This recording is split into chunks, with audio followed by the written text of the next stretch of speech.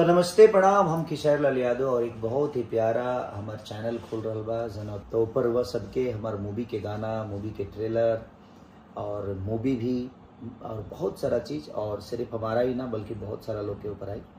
तो एगो चैनल हम बहुत ही प्यारा खोलनी है ताकि अपना होम प्रोडक्शन की जौन भी चीज़ हुई वो सबके बीच में हम डाली और बेहतर से बेहतर चीज़ जौन होके हम कके और उनके बहुत ही बेहतर सिनेमा भी होके जौना कि हम अपना बैनर से बना के वो सबके बीच में दी और वो लोग के प्यार दी।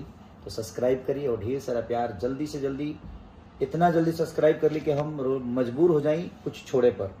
तो वो सब सब्सक्राइब करी, लाइक करी और बहुत सारा प्यार दी ताकि हम ऊपर जल्दी से जल्दी वो सबके बीच में जल्दी से जल्दी, जितना जल्दी सब्सक्राइब करे बोलो उतना जल्दी हमार एगो बेहतर मूवी के ट्रेलर वो सबके बीच में जाई। तो अपन प्यार और आशीर्वाद खेसारी मूवी के दे हम लोग और खेसारी के जगह देता नहीं लो पहिया दे हम लोग। प्रणाम।